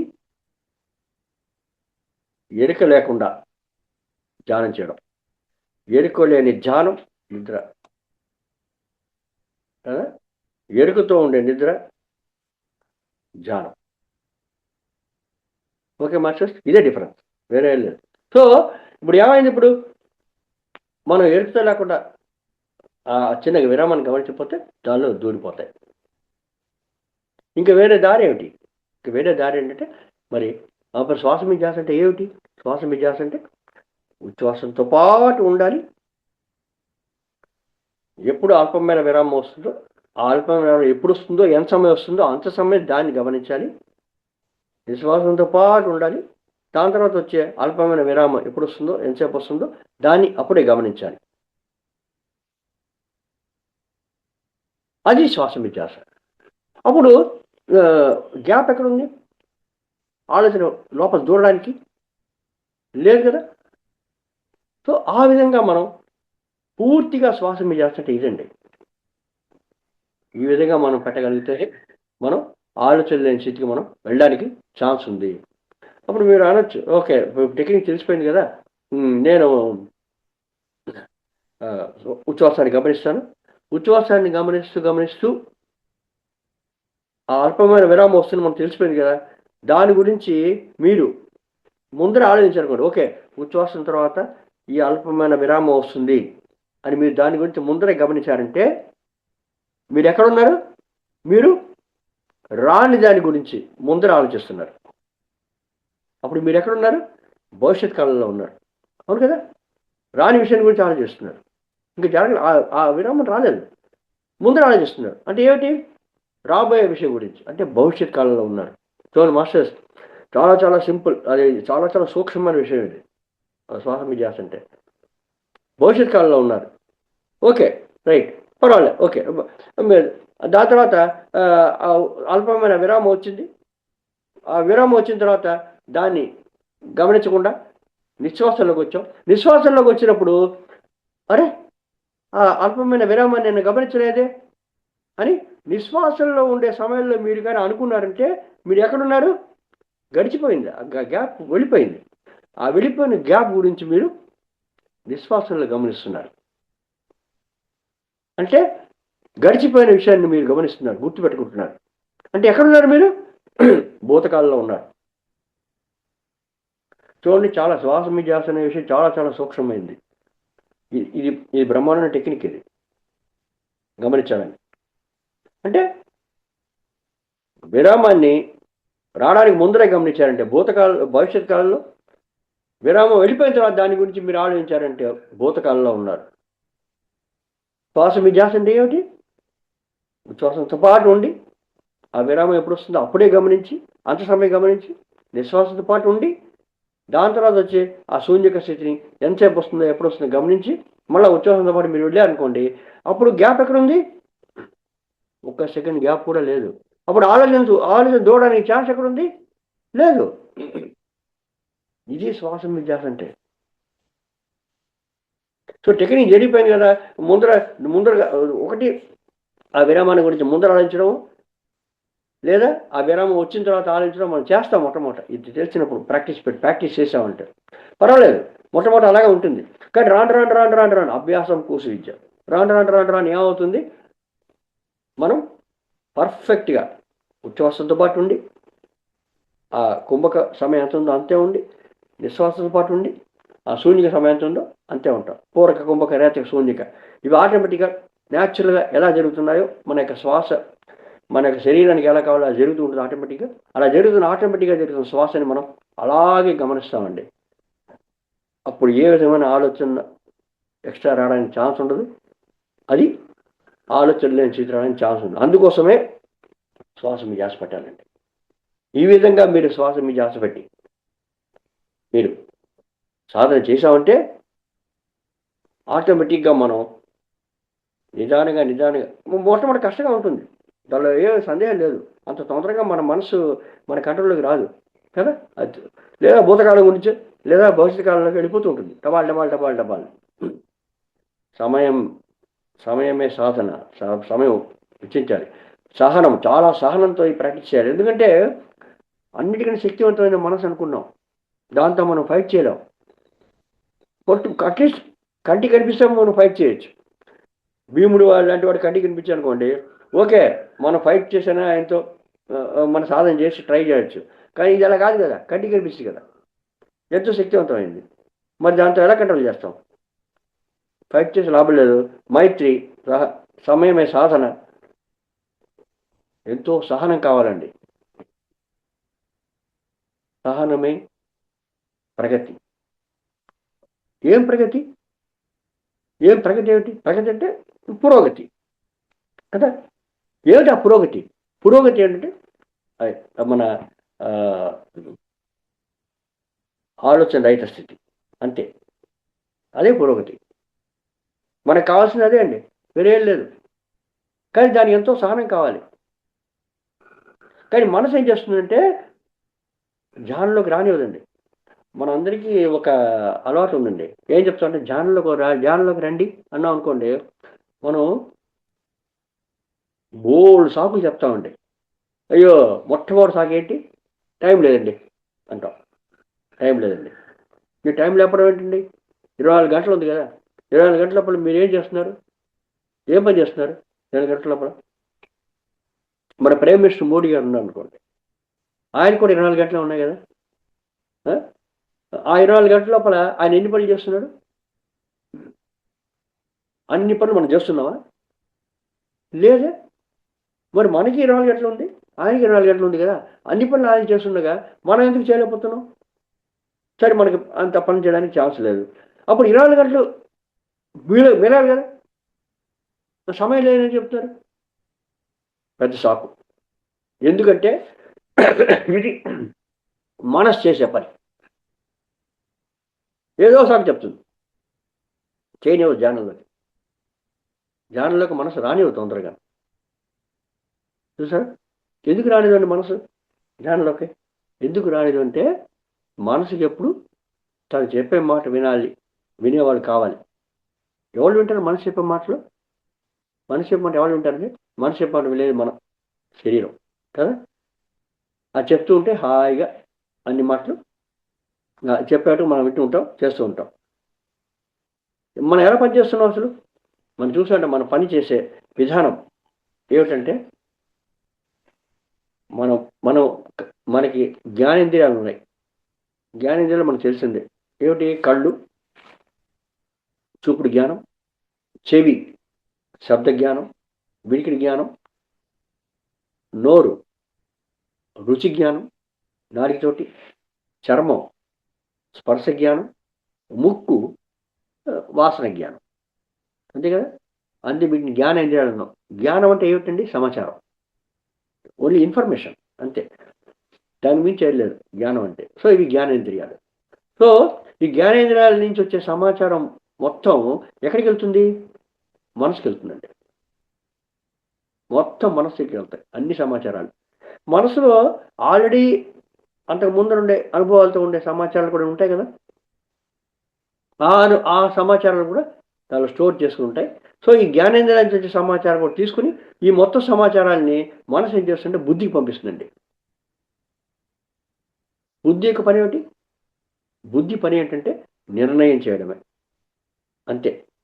నిర్ణయమే. బుద్ధి ఆలోచించదు, మనసు నిర్ణయం చేయదు. చూసారా? ఎవరి పని వాళ్ళు చేసుకోవాల్సిందే. ఒకళ్ళ పని ఇంకోళ్ళు సపరేట్గా చేశారంటే మళ్ళీ ప్రాబ్లం అయిపోతుంది. సో బుద్ధి ఏం చేస్తుంది? మనసుకి వచ్చే సమాచారాన్ని ఒక్కొక్క సమాచారం తీసుకుని అది విశ్లేషించి ఏదో ఒక సమాచారాన్ని నిర్ణయం చేసి అది మనసుకు చెప్తుంది. మనసు ఏం చేస్తుంది? మన కర్మేంద్రియాలకి చెప్తుంది. కర్మేంద్రియాలు అంటే మన కంటికి కనిపించే ఇంద్రియాలు, కాళ్ళు చేతులు. ఈ కంటికి వీటితో మనం కర్మ చేస్తాం. ఎక్కువ కర్మ దేనితో చేస్తాం? కాళ్ళతోటి, చేతులతోటి. ఓకే. దాని తర్వాత మన విసర్జక అవయవాలు ఒకటికి దొడ్లోకి వెళ్తాం కదా, మలమూత్రాలు విసర్జకం చేస్తాం కదా, ఆ 2 అవయవాలు. దాని తర్వాత ఇంకోటి మాట్లాడేటప్పుడు నోరు, మాట. చూసారా? మాట, నోరు మాట్లాడేటప్పుడు కర్మేంద్రియం. అదెలాగండి? అదెలా కర్మేంద్రియం అంటారు అంటే మాస్టర్స్ మనందరికీ తెలిసిందే. ఎందుకు ఈ జూమ్ సెషన్లో మనం కూర్చున్నాం? ఏం జరుగుతుంది ఇక్కడ అంటే ఏం జరుగుతుంది? నేను మాట్లాడుతున్నాను, మీరు వింటున్నారు, అంతే కదా. అలాగే చేస్తున్నారు, అందుకోసం కదా కూర్చున్నారు. సో ఇప్పుడు నేను ఏం మాట్లాడుతానో దాని గురించి మనం ఏదో తెలుసుకుందాం అనే కుతూహలంతో మనం కూర్చున్నాం. ఇప్పుడు మీరు కూర్చుంటే నేను నోటికి వచ్చినట్టు మాట్లాడడం మొదలుపెట్టాను అనుకోండి, అడ్డమైన తిట్టు అనుకోండి, అప్పుడు ఎవరు ఉంటారు జూమ్ సెషన్లో? అందరూ టపాని పైకి లాగౌట్ అయిపోతారు, అంతే కదా. ఏమిటా పిచ్చి కొత్తలు కూర్చున్నాడు అని చెప్పేసి, అవునా? సో అప్పుడు నా యొక్క మాట వల్ల ఏం జరుగుతుంది? మీ దగ్గరికి కర్మ వస్తుందండి. మీరు జూమ్ సెక్షన్ ఆఫ్ అయిపోవడం, లేదా మీ వీడియోలు ఆన్ చేసుకొని చెప్పారు కదా, ఆన్ చేసుకొని అన్మ్యూట్ చేసి నన్ను తిట్టడం మొదలు పెడతారు. ఏంటి సార్ ఇది? ఏంటి మీరే చెప్తాను వచ్చాం, ఏంటి పిచ్చిగా అవుతున్నారు మీరు, సరిగా మీరు కంట్రోల్ చేసుకోండి మాటలు అంటే మీరు తిరిగి తిడతారు, అవునా కదా. అంటే ఏమిటి?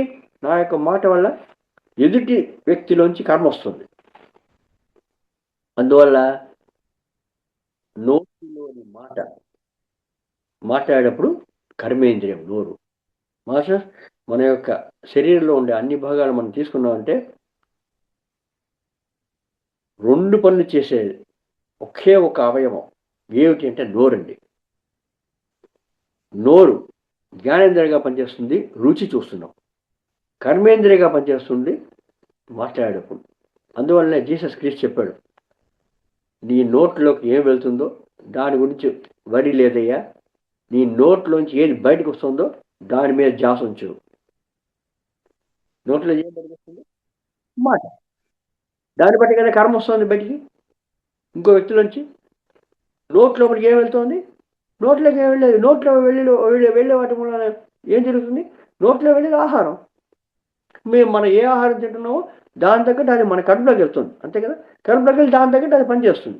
మీరు మీరు పాచిపోయిన తిండి తింటున్నారా, లేదా మంచి తింటున్నారా, ఏదో ఫ్రూట్స్ తింటున్నారా, ఏది తింటున్నారో ఆహారం కడుపులోకి వెళ్ళి దాని యొక్క పని మన శరీరం వరకు పరిమితం, అంతే కదా. అది మంచిగా చేయొచ్చు, చెడు చేయొచ్చు, అది శరీరంతో క్లోజ్ అయిపోతుంది, నోట్ లోపలికి వెళ్ళేది. కానీ నోట్ నుంచి బయటకు వచ్చేది ప్రపంచం మొత్తాన్ని ప్రభావితం చేస్తుంది కర్మ. సో నోరు రెండు విధాల పనిచేస్తుంది, జ్ఞానేంద్రియంగా పనిచేస్తుంది, కర్మేంద్రియంగా పనిచేస్తుంది. దాని మీద చాలా చాలా ఎరుకు ఉండాలి. అందుకోసం మౌనవర్తం అంటారు, చూసారా. ఓకే, ఆ విధంగా మన మనస్సు బుద్ధి చేసే నిర్ణయం తీసుకుని మన కర్మేంద్రియాలకు ఇస్తుంది, కర్మేంద్రియాలు పనిచేస్తాయి. ఈ విధంగా మనం పనిచేస్తాం. ఓకే, ఒక చిన్న ఉదాహరణ తీసుకున్నాం అనుకోండి. ఇప్పుడు మనం జూమ్ సెక్షన్కి మనం అటెండ్ అవ్వాలి, మార్నింగ్ 5:30 to 7:30 సెక్షన్ అటెండ్ అవ్వాలి. కూర్చుంటే డిసైడ్ చేసేది ఎవళ్ళు? మనమే, మనసు చేస్తుంది జూమ్ సెక్షన్ అటెండ్ అవ్వాలి. దానికి జూమ్ సెక్షన్ అటెండ్ అవ్వాలని చాలా చాలా ఆల్టర్నేటివ్స్ ఉంటాయి అన్నమాట. ఒకటి, జూమ్ సెక్షన్కి అటెండ్ అవ్వాలి. 2, పొద్దున్న 5:30కి ఎవరు లేస్తాడు, నిద్రపోవాలి. ఓకే. 3, అదే పొద్దున్న 5:30కి లేచి టీవీలో భక్తి ప్రోగ్రామ్స్ అవి చూద్దాం. ఓకే, ఇలాగా ఓ 4-5 ఆలోచనలు వస్తాయి. ఓకే, సో ఈ 4 ఆలోచనలు వచ్చాయనుకోండి, ఈ 4 ఆలోచనలు మనసు బుద్ధికి పంపిస్తుంది. బుద్ధికి పంపిస్తే బుద్ధి ఒక్కో ఆలోచనని తీసుకుని విశ్లేషించి, నిద్రపోదామా, నిద్ర ఎప్పుడు పోయేదైనా ఈ రూమ్ సెక్షన్లో ఏదో చెప్తా అనుకున్నారు కదా, చూద్దాం, ఆ జ్ఞానం తీసుకుందాం అని నిద్రపోవాలి అనే ఆలోచనని పక్కనెట్టేస్తుంది బుద్ధి. ఓకే ఓకే, టీవీలో భక్తి ఛానల్ చూద్దాం, ఏదో పాటలు ఉంటాయి చూద్దాం, అది చేద్దాం. అవి రోజు వచ్చేవే. ఇలాంటి జ్ఞానం మనం సంపాదించాలంటే ఈ అరగంట గంట కష్టం కదా. మనం దీన్ని తెలుసుకోవాలంటే ఏదో కొత్త విషయం తెలుసుకోవచ్చు కదా అని చెప్పేసి టీవీలో మనం భక్తి పాటలు చూడాలి, లేదా టీవీలో సినిమా చూడాలి, ఏదో దాన్ని మనం ఆ నిర్ణయాన్ని పక్కన నెట్టేస్తుంది. ఇప్పుడు మిగిలిపోయింది ఏమిటి? మిగిలిపోయింది నేను పొద్దున్న గుడికి వెళ్దామని 5:30కి స్నానం చేసి. ఓకే, 5:30 నుంచి 7:30 ఇప్పుడు వెళ్దాం, 7:30 తర్వాత కూడా వెళ్ళచ్చు కదా. అందువల్ల ఈ సమయంలో గుడికి వెళ్ళాలనే దాన్ని బుద్ధి, ఆ నిర్ణయాన్ని బుద్ధి పక్కన నెట్టేస్తుంది. నెట్టి మిగిలిపోయింది ఏమిటి? జూమ్ రెస్ట్లో చూడనయా. అప్పుడు మనం ఏం చేస్తాం, మన తయారైపోయి కూర్చి మన మొబైల్లో ల్యాప్టాప్ ఆన్ చేసి జూమ్ రెస్ట్లో కూర్చుంటాం. ఈ విధంగా మనం పని చేస్తామండి. చూసారా, బుద్ధి చేసే నిర్ణయం ప్రకారం ఆ నిర్ణయాన్ని మనసుకి ఇస్తుంది, మనసు కర్మేంద్రియాలకి కమాండ్ ఇస్తుంది. కమాండ్ ఇస్తే మన కర్మేంద్రియాలు పనిచేస్తాం. కూర్చుంటాం, డ్రెస్ వేసి కూర్చోవడం, జూమ్ సెక్షన్ అనే జాయిన్ చేసి కూర్చుంటాం. చేతులు కాడ పనిస్తున్నాం కదా. సో ఈ విధంగా మనం మన పని చేస్తూ ఉంటామండి కదా. ఓకే, సో ఎందుకు ఇవంతా చెప్పానంటే మనం ఎలా మన యొక్క పనులు ఎలా జరుగుతాయి అని చెప్పేసి తెలుసుకోవడానికి. ఇలా జరుగుతుంది. కానీ ఇది వినడానికి చాలా చాలా టైం వచ్చేమో, కానీ టక తొందరగా జరిగిపోతాయండి అన్నీ. Okay master. సో ఈ విధంగా మనసు బోల్డ్ ఆలోచనలు చేస్తూ ఉంటుంది, బుద్ధి నిర్ణయం చేస్తూ ఉంటుంది. ఆ నిర్ణయం ప్రకారం మనసు కర్మేంద్రియాలకి చెప్తూ ఉంటుంది, కర్మేంద్రియాలు పనిచేస్తూ ఉంటాయి.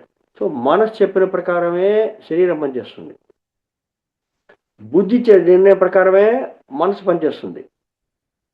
ఓకే, మనస్సు నిర్ణయం చేయదు, బుద్ధి ఆలోచించదు, శరీరం మనసు చెప్తా పోయిందో బుద్ధి చెప్పదు. ఇది పర్ఫెక్ట్ వే ఆఫ్ వర్కింగ్. ఇలా పర్ఫెక్ట్గా మనం పనిచేసామంటే మనిషి సరిగా ఉన్న అర్థం. మనిషి సరిగా లేని ఎలా చెప్తామండి? పిచ్చోడు అనుకోండి, పిచ్చోడు ఎలా చెప్తామని? పిచ్చోడు అని చెప్పేసి పిచ్చోడు ఎలా చెప్తామంటే వాడు చేసే పనులు బట్టి చెప్తాం. ఎలా చేస్తాడు పని? వాడు ఉన్నటువంటి గబుక్క చెట్టు ఎక్కుతాడు, గబుక్క రకాన్ని దూకేస్తాడు, అక్కడి నుంచి లేదా పరిగెడతాడు, లేదా పక్కపక్క నవ్వుతాడు, లేదా కింద పడి దొలుతాడు. ఇదేంటి ఎలా చేస్తున్నాడు వాడు అంటే వాడికి మనసు చెప్తూ ఉంటుంది, కానీ మనకు కూడా అది మనసు అలాగే చెప్తూ ఉంటుంది. కానీ మనం ఏం చేస్తాం? మనసు నుంచి వచ్చిన ఆలోచనలు మొత్తం మనం బుద్ధికి పంపిస్తాం. బుద్ధికి పంపించి బుద్ధి ఏం చెప్తుందో చూసి ఆ వచ్చిన నిర్ణయం మనసుకు వచ్చిన తర్వాత ఆ మనసు చెప్పిన ప్రకారం కర్మేంద్రియ శ్రమిస్తాం. కానీ మనం అంత సమయం ఇప్పుడు ఇవ్వట్లేదు. పిచ్చోడు అలా ఇవ్వడు అనమాట. బుద్ధికి వెళ్ళి నిర్ణయం చేసుకునే సమయం వచ్చేంత వరకు ఇవ్వడు. మనసుని చెప్తాను దాని ప్రకారం చేస్తుంటాడు టకటకటకని. అందుకోసమే వాడు గబుక్కని చెట్టు ఎక్కుతాడు ఉన్నట్టండి, దమ్మకి దూకేస్తాడు, పరిగెడతాడు. మనసు చాలా ఫాస్ట్గా చెప్తూ ఉంటుంది, కానీ శరీరం అంత ఫాస్ట్గా చేయగలదా మనసు చెప్పినట్టు? సో టైం అవుతుంది, కానీ మనసు చెప్తూ ఉంటుంది, బుద్ధి దాకా వెళ్ళలేడు. ఎవడెవడో అన్ని పనులు చేస్తుంటాడు. అందుకోసం ఒకదాని తర్వాత పడి అందుకోసం వాడిని చూసి మనం పిచ్చోడు అంటాం. కానీ మనం అలా చెయ్యం. బుద్ధి నుంచి వచ్చే నిర్ణయం కోసం వెయిట్ చేసి దాని తర్వాత మనం చేస్తాం. ఇంకో చిన్న ఉదాహరణ చెప్తే మనకి అర్థం అవుతుంది. ఇప్పుడు 10 అంతస్తుల మేడ దగ్గరికి వెళ్ళాం అనుకోండి. మేడ దగ్గరికి వెళ్ళి ఆ మేడ నుంచి ఆ బాల్కనీలోకి వచ్చి చూసాం అనుకోండి, ఎలా ఉంటుంది మనకి? బాబోయ్ ఇక్కడి నుంచి పడితే ఏమవుతుంది అనే ఆలోచన వస్తుందో రాదు అందరికీ పైకి వెళ్ళామంటే. సో మనం వెళ్ళాం, పిచ్చోడు వెళ్ళాం, ఇద్దరు వెళ్ళాం అనుకోండి, ఇద్దరికి అదే ఆలోచన వస్తుంది. సో మనసు విధంగా ఆలోచిస్తుంటుంది, ఇద్దరికి సేమ్ ఆలోచన వస్తుంది. మనం ఏం చేస్తాం? ఇక్కడికి వచ్చిన తర్వాత ఇక్కడి నుంచి పడితే ఏమవుతుంది బాబోయ్ అని ఆలోచన ఏంటండి, ఇక్కడి నుంచి పడ్డా ఏంటి, అదే హాయిగా 10వ అంతస్తుకు వచ్చాం, శుభ్రంగా సీనరీ అంతా చూద్దాం, ప్రకృతి అంతా చూద్దాం అంటాం. లేదా ఇంకా భయం వచ్చిందంటే లోపలికి వెళ్ళిపోతాం, అంతే కదా. కానీ పిచ్చోడు ఏం చేస్తాడు, ఇక్కడి నుంచి పడితే ఏమవుతుంది అని ఆలోచన వచ్చిన వెంటనే టప్పని దూకేస్తాడు. చూసారా, మనము ఇక్కడి నుంచి వస్తే ఇక్కడి నుంచి పడితే ఏమవుతుంది ఆలోచన ఇద్దరికి వచ్చింది, కానీ మనం ఏం చేసాం, దాన్ని బుద్ధికి పంపించి ఇక్కడి నుంచి పడ్డామేంటరా పిచ్చి పని కాబట్టి ఇంకేమిటి శుభ్రంగా ఈ సీనరీని ఎంజాయ్ చేయి, లేదా నువ్వు అంతగా భయం అంటే లోపలికి పో అని బుద్ధి నిర్ణయం చేస్తుంది. బుద్ధి చేసిన నిర్ణయం ప్రకారం మనం లోపలికి వెళ్ళిపోతాం, లేదా సీనరీ చేసి ఎంజాయ్ చేస్తాం. కానీ పిచ్చివాడు మనసు చెప్పింది వెంటనే అమలు పట్టేస్తాడు. అదే డిఫరెన్స్ అండి, మనకి పిచ్చివాడికి డిఫరెన్స్ వేరే ఏం లేదు. మనసు చెప్పినట్టు నడిచాడంటే పిచ్చోడు, బుద్ధి చెప్పినట్టు నడిచామంటే నార్మల్ సాధారణంగా ఉండేవాడు. Okay masters. సో ఇదంతా ఎందుకు చెప్పుకొచ్చామంటే మనస్సు కంటిన్యూస్గా పనిచేస్తూనే ఉంటుందండి. దానికి ఇష్టం ఏంటంటే చెప్పే మాట్లాడిన వీడియో శరీరం వింటూ ఉంటుంది, అందుకోసం అది పనిచేస్తూనే ఉంటుంది. అందుకోసమే మనము ఈ ధ్యానం చేయాలంటే మొట్టమొదట మనం మనసుని శాంతపరచాలంటే మనం ఎలా కూర్చుంటున్నాం, మనం కూర్చునేది ఫుల్గా చూడండి. మొట్టమొదటి శరీరాన్ని మనం శాంతపరిచి కూర్చోవాలి. శరీరాన్ని శాంతపరుస్తున్నాం కదా, ఎలా శాంతపరుస్తున్నాం? కాళ్ళు కట్టేసుకుని, చేతులు కట్టేసుకుని, సుఖమైన ఆసనలో కూర్చుని, కళ్ళు మూసుకుని ఓకే కూర్చుంటున్నాం. అప్పుడు ఏంటి మన యొక్క స్థితి ఏమిటి? కాళ్ళు కట్టేసాం, చేతులు కట్టేసాం. ఎందుకు కాళ్ళు చేతులు కట్టేసాం? మన ప్రతి ఒక్కరు ఒక్కొక్క అయస్కాంతం అండి. మన కాళ్ళలోంచి చేతుల్లోంచి ఈ శక్తి తరంగాలు పోతూ ఉంటాయి. ఓకే, అందుకోసం ఈ చేతులు వీళ్ళలో పెట్టామంటే, కాళ్ళు క్రాస్ చేసి పెట్టుకుంటే మన శక్తి తరంగాలు బయటికి పోయా కూడా లాక్ అయిపోతాయి. అవన్నీ మన శరీరంలో ఉంటాయి. అంటే శక్తిని మనం వేస్ట్ చేయకుండా కూర్చుంటున్నాం కదా, దానికోసం మెయిన్గా. సో కాళ్ళు చేతులు కట్టి కూర్చుంటున్నాం, సుఖమైన ఆసనలో కూర్చున్నాం. ఎందుకు సుఖమైన ఆసనలో కూర్చోవాలి? అడదనే పద్మాసనం వేసి కూర్చోని చెప్పి అనుకోండి, మనకు మోకాళ్ళు మడలో కష్టంగా ఉంటుంది. అందుకు సుఖమైన ఆసనలో కూర్చొని అయినా కింద కూర్చోలే, షేర్లో కూర్చోలే, సోఫాలో బెడ్ మీద కూర్చో అంటున్నాం. కానీ నిద్రపోకూడదు, నిద్రపోయిన సుఖంలో ఉండకూడదు. సో అలా సుఖంలో కూర్చొని శరీరాన్ని విశ్రాంతి చేసుకున్నాం. శరీరం గురించి ఆలోచన రాకూడదు మనసుకి. లేకపోతే మనసుకి ఏంటి ఏదో ఆలోచన వస్తూనే ఉంటుంది, శరీరం గురించి మనసులోకి ఆలోచన రాకూడదు. అందుకోసం మనసుని శరీరాన్ని హాయిగా సుఖంలో కూర్చోపెట్టేసి, శక్తి ఏ విషయం నుంచి మనం బయటికి పోతాయో, కళ్ళు నుంచి శక్తి ఎక్కువ పోతుంది, 70% శక్తి కళ్ళలోంచి పోతుంది. అందుకే కళ్ళు మూసుకున్నాం. మిగతా 30% శక్తి కాళ్ళు చేతులు అవన్నీ పోతాయి కాబట్టి వాటిని లాక్ చేసాం.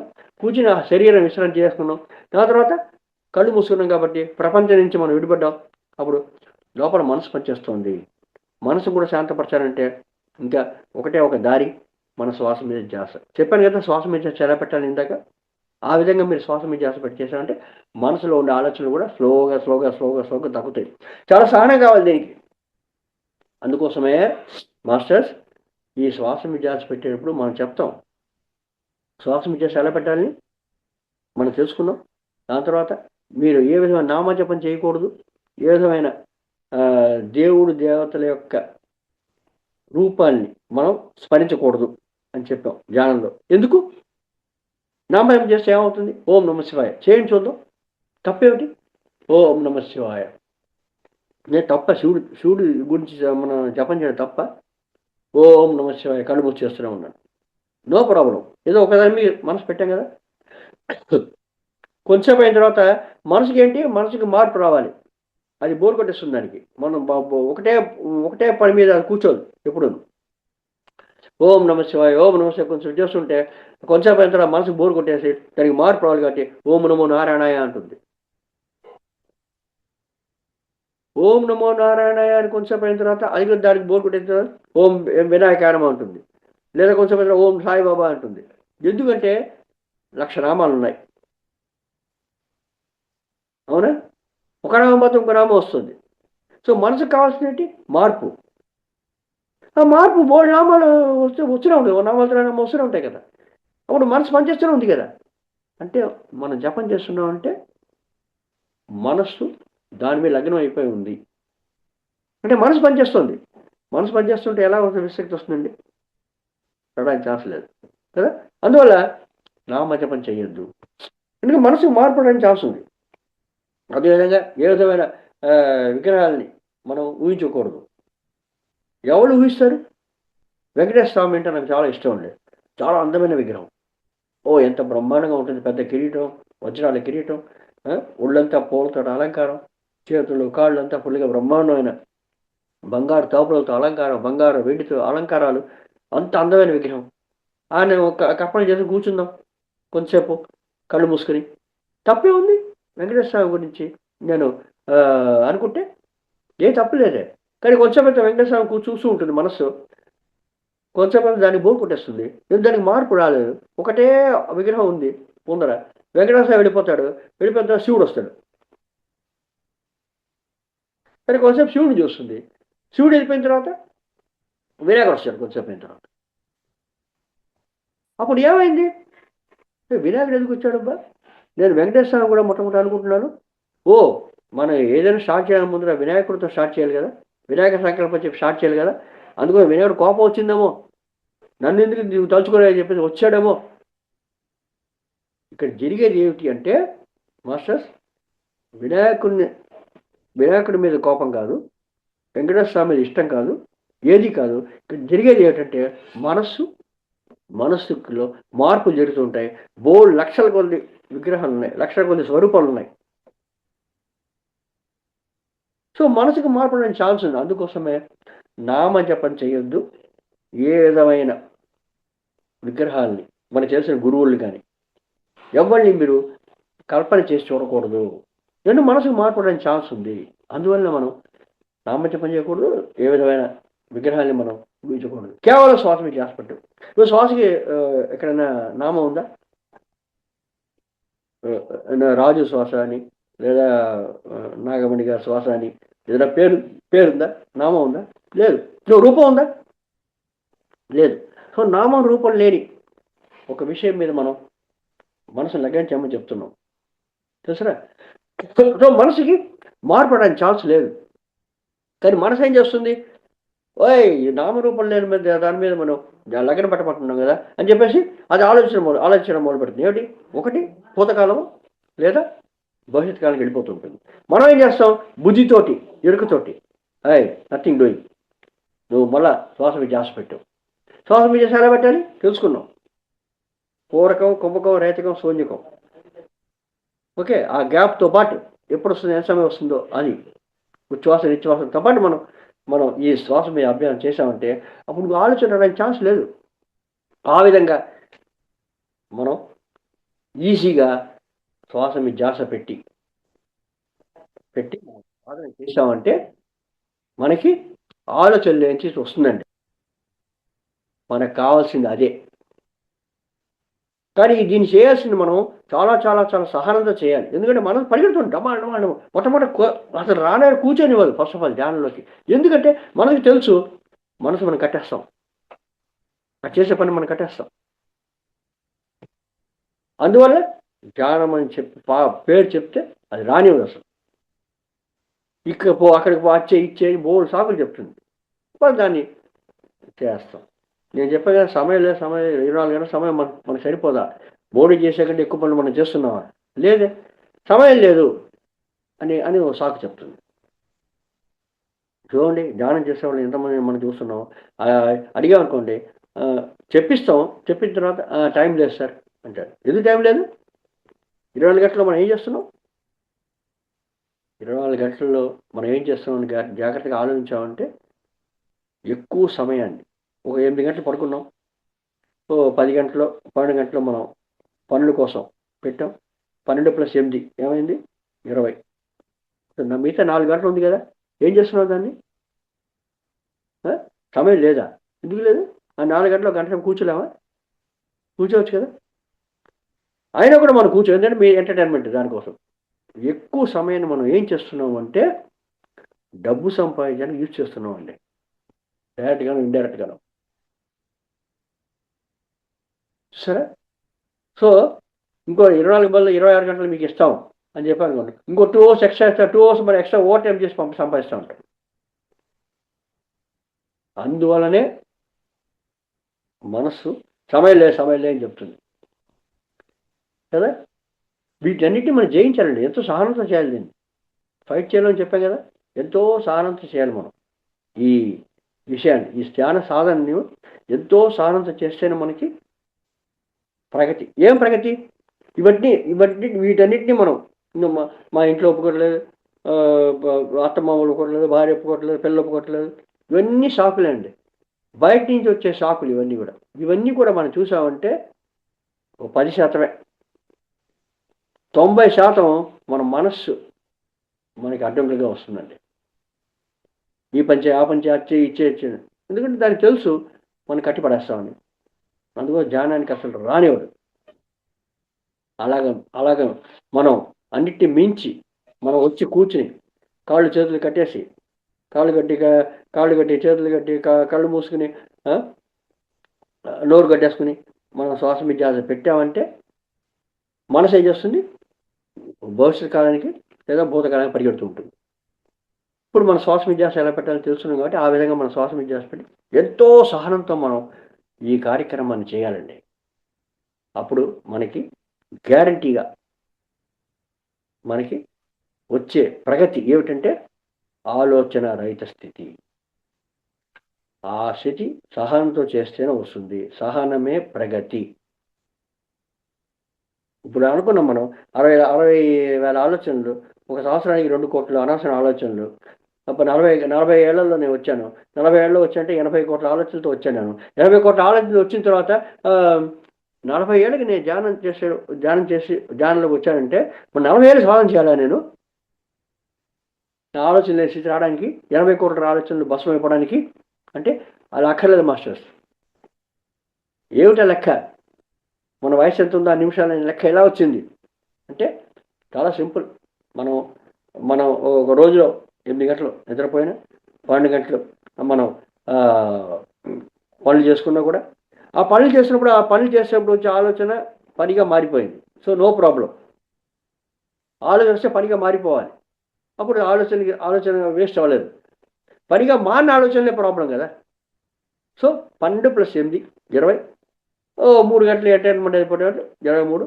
సో మీరు చూసారంటే 23 గంటలు పోతే ఆ మిగతా ఉండే 1 గంట ఉంది కదా, ఆ 1 గంటే మనం అనవసర ఆలోచన చేసిన 60,000 ఆలోచనలు అండి. అందువల్ల ఒక ఆలోచన రావడానికి ఎంత సమయం కావాలి? 1 సెకండ్లో 10 ఆలోచనలు వస్తాయి అనుకున్నాం మనం ఇందాక కదా. 1 సెకండ్లో 10 సార్లు వెళ్ళి రావచ్చు మనం చంద్రుడి మీదకి. అన్ని ఆలోచనలు వచ్చేస్తాయి 1 సెకండ్ లోపల. సో మనం చేసిన 60,000 ఆలోచనలు 1 అవర్లో చేసాం, అనవసర ఆలోచనలు. అందువల్ల చాలా చాలా సింపుల్గా 40 ఏళ్ళకి 80 కోట్ల ఆలోచనలు. ఓకే, మనం అవన్నీ ఎప్పుడు చేసాం? 40 ఏళ్ళకి చేసాం. 40 ఏళ్ళు అంటే ఒక రోజుకి 1 అవరే అంతే. అందుకోసమే మన యొక్క వయసు ఎంత ఉందో అన్ని నిమిషాలు కూర్చుని మనం ధ్యానం చేశామంటే ఆలోచనలు వస్తాయి. ఎందుకు వస్తాయి? మనం చేసే ఆలోచనలన్నీ ఎప్పుడైతే కట్ చేస్తామో, ఎరుకుతోటి ఆలోచనలు వచ్చాయి కట్ చేస్తామో, ఆటోమేటిక్గా అవన్నీ భస్మం అయిపోతాయి. భస్మం అయిపోయి అంటే తిరిగి వస్తుందండి ఆలోచన? బస్సు అయిపోతే ఏముంది, బూడిదే కదా. వస్తాయి, ఎందుకంటే మనం చేసిన ఆలోచనలే. 60,000 ఆలోచనలు మనం చేసాం. సో 80 కోట్ల ఆలోచనలు మనకు ఉన్నాయి, 40 ఏళ్ళకి వచ్చిన వల్ల. సో మనం సమయం వెచ్చించాలి. ఎంత సమయం? మన యొక్క వయస్సుతో ఆ నిమిషాలు మనం కూర్చొని మనం చేసామంటే ఒక ఆలోచన రావడానికి ఎంత సమయం పడుతుంది? ఒక సెకండ్లో పదో వంతు లేదా 5వ వంతు అంటే ఒక సెకండ్కి 5 ఆలోచనలు వచ్చేస్తాయి. ఒక 1 అవర్ మనం కూర్చున్నామంటే కొన్ని లక్షల ఆలోచనలు వస్తుంటే ఎరుగుతుంటే మనం దాన్ని కట్ చేస్తున్నట్టే అంతవరకు వచ్చే ఆలోచనలు భస్మం అయిపోతాయి. మరి 80 కోట్ల ఆలోచనలు భస్మం అయిపోవడానికి సమయం అవుతుందా, అవదా? సో మన వయసు ఎంత ఉందో ఆ నిమిషాలు కూర్చొని మనం ధ్యానం చేశామంటే సహనంతో ధ్యానం చేయాలి. ఆలోచనలు వచ్చేస్తున్నాయి అని లేచిపోయామా, ప్రయోజనం లేదు. ఎంతో సహనం కావాలి మనకి. అందుకోసమే సహనమే ప్రగతి. ఏం ప్రగతి? ఆలోచన లేని స్థితి రావడమే ప్రగతి, అంతే కదా. సహనమే ప్రగతి. సో దీనికి చాలా చాలా సహనం కావాలండి. మొట్టమొదట బోల్డ్ సాకులు చెప్తుంది, వాళ్ళ మీద వెళ్ళిపోయి చెప్తుంది. ఇవన్నీ కూడా 10%. కానీ మనసు చేసే అడ్డంకులు ఎక్కువ ఉంటాయి. వాటి నుండి అధిగమించి మనం కూర్చుంటే బోల్డ్ ఆలోచనలు వచ్చేస్తాయి. ఎంతో సహనంతో మనం సాధన చేసే తప్ప మనం ఈ ఆలోచన స్థితికి మనం వెళ్ళామండి. సరే మాస్టర్. సో మనకి సందేహం రావచ్చు, మాస్టర్ కొంతమంది కూర్చున్న వెంటనే ఆలోచన స్థితికి వెళ్ళిపోతున్నారండి. నేను ఎన్నో సంవత్సరాలు చేస్తున్నాను, అయినా కూడా నాకు రావటం లేదు అని సందేహం రావచ్చు. ఓకే, మొట్టమొదటి దానికి క్లారిఫికేషన్ ఏంటంటే, మొట్టమొదటి మీరు శ్వాస విద్యాస నేను చెప్పిన ప్రకారం చేస్తున్నారా లేదా, నెంబర్ 1. నెంబర్ 2 ఏమిటంటే, మనం ఎన్నో జన్మలుగా ఈ ఆధ్యాత్మిక విషయంలో ప్రయాణం చేస్తున్నామండి. అంతకు ముందరి జన్మలో మనం సాధన చేశామంటే ఆ సాధన వేస్ట్ అవ్వదు. దాని తర్వాత స్టేజ్ లోపల ఇప్పుడు ఆరంభమవుతుంది. ఒక ఉదాహరణ తెలుసుకున్నాం అనుకోండి, మనం 10వ క్లాస్ పాస్ అయిపోయాం. 10వ క్లాస్ పాస్ అయ్యాం. 10వ క్లాస్ పాస్ అయిన తర్వాత ఎక్కడికి వెళ్ళాలి మనం? ఇంటర్మీడియట్ ఫస్ట్ ఇయర్ చేరుతాం, అవునా? ఓకే, నేను చేరలేకపోయాను. ఒక 5 సంవత్సరాలు నాకు గ్యాప్ వచ్చింది. 5 సంవత్సరాలు గ్యాప్ వచ్చిన తర్వాత మళ్ళీ చదవడానికి నాకు ఛాన్స్ వచ్చింది.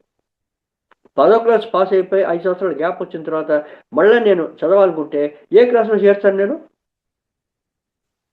ఇంటర్మీడియట్ ఫస్ట్ ఇయర్లో చేరుతాను కదా.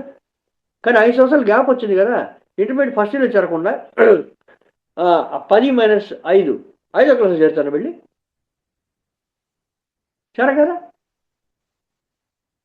అదే జరుగుతుంది. ఎందుకంటే ఆల్రెడీ మనం సాధన చేసాము. 10వ క్లాస్ స్టాండ్ ఉంది మనకి. ఓ ఎగ్జాంపుల్కి 10వ క్లాస్ స్టాండ్ ఉంది. ఇంకబడి ఫర్దర్గా నేను చదవాలనుకుంటే ఇంటర్మీడియట్ ఫస్ట్ ఇయర్లో చేరినట్టు ఇప్పుడు నేను ధ్యాన సాధన చేయడం మొదలుపెట్టానంటే పూర్వజన్మలో మనం సాధన చేస్తుంటాం. సాధన చేసినంటే కూర్చుని వెంటనే కొంతమందికి ఆలోచన స్థితి వస్తుంది. ఇప్పుడు ఈ సమయంలో మనం ఈ ఈ ఈ ఈ జన్మ లోపల ఇప్పుడు నేను ధ్యానంలోకి వచ్చాను అంటే నేను 1వ క్లాస్లో ఉన్నాను. అప్పుడు నేనేం చేయాలి? నాకు ఆలోచన స్థితి రావట్లే అంటే అర్థం ఏంటి? నేను 10వ క్లాస్ వరకు కంపేర్లా చేసుకుంటాను. నేను చేసుకుంటే ఏం ప్రయోజనం? సో నేను కూడా సాధన చేస్తూ ఉంటే నేను కూడా 1వ క్లాస్ స్టార్ట్ అయినా కూడా 2, 3, 4, 5 అప్పుడు తొందరగా రావాలంటే అర్థం ఏంటి? అప్పుడు ఒక మనిషి మన యొక్క వయసుతో ఆ నిమిషాలు చేయడం కాకుండా ఇంకా ఎక్కువ సమయం గంటలు చేయమని చెప్తారు కదా. తొందరగా రావాలి. నేను 10వ క్లాస్ తొందరగా పాస్ అయిపోవాలి. ఒకటో క్లాస్ ఈ 10వ క్లాస్ స్టాండ్ ఈక్వల్గా నేను 1 ఇయర్ లోపల పాస్ అయిపోవాలంటే అప్పుడు నువ్వు ఎక్కువ చదవాలి కదా. వయసు ఉంది కదా, ఎక్కువ చదవాలి. అంటే ఎక్కువ చదవాలంటే అర్థం ఏంటి? ఎక్కువ ధ్యానం చేయాలని దీనికి అర్థం. గంటల మనం ధ్యానం చేసామంటే ఆటోమేటిక్గా మనం తొందరగా అంత ముందర ధ్యాన స్థితిలో ఉన్న వాళ్ళ స్థితికి మనం వెళ్ళగలం. అంటే 10వ క్లాస్ స్టాండ్కి మనం ఈజీగా వెళ్ళిపోగలం ఈ సంవత్సరంలోనే. అందువల్ల మాస్టర్స్ మనం కంపేర్ చేసుకోకూడదు. ఇంకొకళ్ళ స్థితిని మనం కంపేర్ చేయకూడదు. ఎందుకంటే వాళ్ళు ఏ స్థితిలో ఉన్నారో, వాళ్ళు ఏ సాధన చేశారో మనకు తెలియదు కదా. ఎంత సాధన చేశారో మనకు తెలియదు. అందుకని వాళ్ళని కంపేర్ చేసుకుని నాకు రావట్లే అని చెప్పేసి నిరుత్సాహపడిపోయి మీరు మానేశారా, లేదా బోల్డు ఆలోచనలు వస్తున్నాయని చెప్పేసి మీరు మానేశారా, ఎవరికి నష్టం కదా. అందువల్ల ఎంతో సహనంతో చేయాలి. సహనమే ప్రగతి. ఏం ప్రగతి? ఆలోచన లేని స్థితి.